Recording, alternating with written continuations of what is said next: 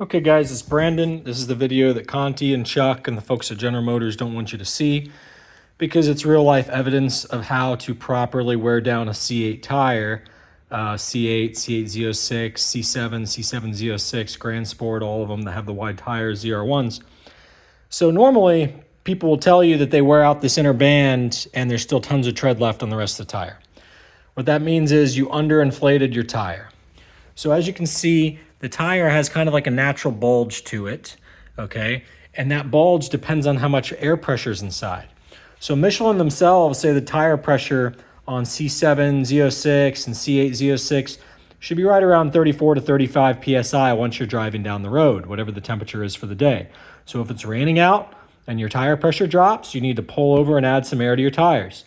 So you say, well, Brandon, look, you have the bands too, just like Conti's people complain about, which is why Chuck and Conti say to set the camber to flat.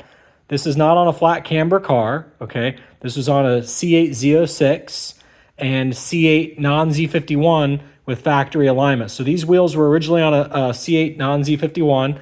These are C7 size wheels and tires from a C7 Z06, but they're the lug pattern of a C8. They're custom-made wheels, okay? And this inner tread wouldn't be worn like this, but for about 600 miles, I drove on only about 30 PSI because it was raining and I didn't follow my own advice. And next thing you know, poof, it was worn down like this because I did that. And I went ahead and pumped the tires up to 40 PSI and continued to drive on them. And once they were up to 40 PSI and continued to drive on them, they continued to eat away at the middle of the tire and gave that side a break. So you can figure out how to keep your tires, get the most life out of your tires. I've driven another 1,000 to 2,000 miles, at least another 1,000 with the tires like this, and they still haven't popped yet. And once they finally pop, their run flats, it's not drama. They go, psh, and then you'll get an alert on your dash, and then you got to pull over and go where you're going. And but I just want to show you this, guys. Had I not,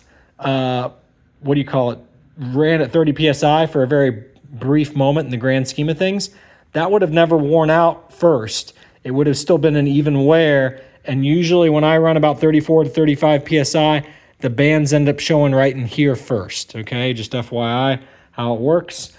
But again, on these, I had to pump them up a little bit extra, which is why there's more tread here and more tread here than here, because I wanted to get it off of there. But you get the idea. You control the tire wear by tire pressure, and Chuck and Conti will not tell you that.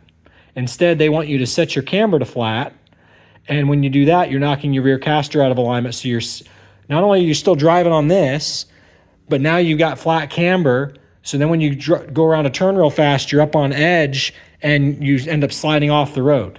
Like, I can't even begin to imagine how dangerous Conti's C8 is set up right now. I cringe to even think about how bad his alignment is actually set, because I don't think he has a clue what he's doing.